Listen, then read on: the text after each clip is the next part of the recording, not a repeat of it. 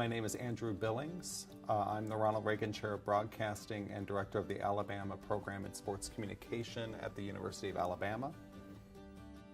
Share how you came to be involved with the International Association for Communication in Sport. Well, when I got involved with IACS, it was not IACS. It was I was a third-year professor at Clemson University, and I was told that there was this initiative that Arizona State was going to fund to try and get 8 different people to come to Phoenix. So, I was excited to be part of it. 8 of us, I guess not all 8 of us flew out there because, for instance, one was Jeff Cassing, who was already there. But the 8 of us ultimately, presented our research, got to know each other, got to actually interact, and really enjoyed the experience. It was useful. We had a communication yearbook piece that came out of it, and we said we should really do this again in a couple years and see how we could continue to advance it from there. So a few years later, I think it was 2006, 4 years later at that point, Arizona State said we'd like to do this again, and we could actually have an open call for papers, get some people involved, and go from there. Instead of having 8 people present, I think we had about 20, 19 or 20, somewhere there. And we started to say this was even more fun, and we got more angles to it. You got the speech comm and the mass comm side. You got different elements within each of those, and it was again really useful.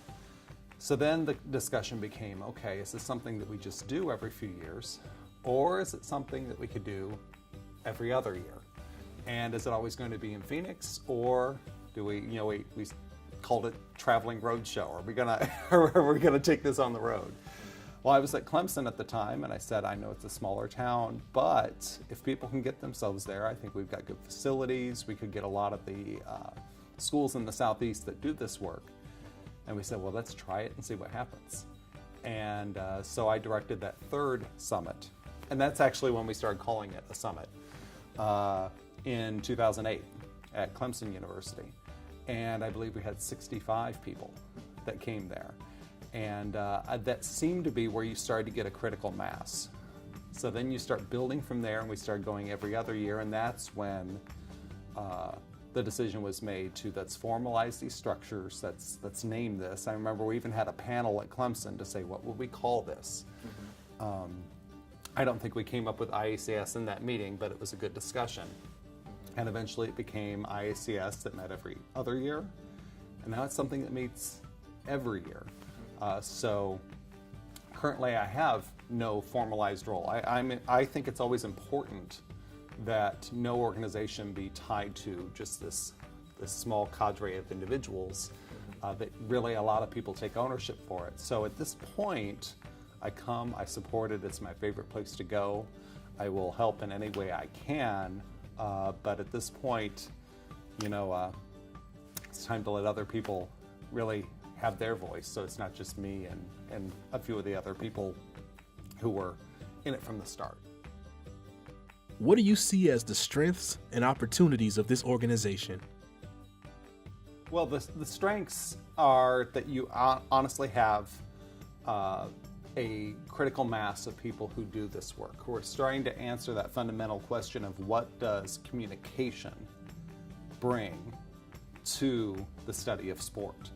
Because, I always worry when people talk about, we do communication across the curriculum.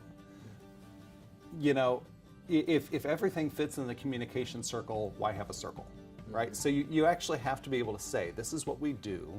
This is what communication brings that's uniquely insightful, that complements but doesn't duplicate sociology or history or management or things like that. So I think we've got a group of people now that can come together once a year that can discuss those things. We have a journal. We now have built divisions at every major communication association now has those divisions.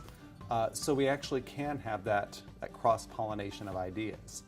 I also think we're starting to get international interest, and while that's still an area that we need growth for, I think we're starting to see, I think when it was named IACS, it was in the hope that it would expand beyond there. You never want to have a name that you can't fully grow into. If you called it the National Association for Communication in Sport, then you're never going to be able to grow outside your borders without renaming again. If you say international, which I think was a very wise choice, then you start to say maybe that's going to be tough for a while, but it's something we aspire to. And it's something we want to attain. And maybe that's 2 years, maybe it's 5, maybe it's 10, but it's where we want to go. And so I think that's really a strength of the group too. What do you see as the challenges the organization faces? Well, I sometimes say it's kind of like the Charles Dickens, it was the best of times, it was the worst of times, all right? When you create a structure where you don't really need to interact with non-sports scholars. If you say, well, I've got IACS and every communication organization has a place where all the sports scholars can meet, you're not making that case that sport is useful or a useful lens for looking at other areas of communication. So I think you have to be able to make this case that sport can still relate to interpersonal communication, small group and team communication, journalism, things like that. And so you can become very insular. If all the people you ever talk to study sport, then you kind of get thrown for a loop when people start to say, well, sports are just fluff, right? They're just an entertainment. They're not that important. And you're not used to making that case that we had to make 15 years ago that say, this is serious business. I mean, you can say it's all entertainment or fluff, but the bottom line is, if you're at a major university, I'm in Tuscaloosa, Alabama. There is no denying the influence of the football team. And whether you like it or not, we're simply acknowledging it and using that to explore what this means for people's core identity and the way they communicate and the way they interact. Some other areas, I guess, for areas of growth, once again, I'll say internationalization. I think at some point, IACS really, you have to take a risk and place this, let's say, in Europe. And say it's going to be an experiment, really prime people. Say, okay, this is something in a couple years we want to do. If you can't make it, we understand, but get people in those European nations, if that's the first place you want to go, to commit to it, to know what they're getting into and say, this is something we'll support. And hopefully those benefits outweigh the drawbacks. So I think that's where we want to go. I think then you actually get people trying to find commonalities and maybe ways to contrast the way sport plays out in one country compared to another. And then I guess the other area we'd want to look is trying to demystify what our relationship is with the industry, especially I guess on the media side is what I'm saying there.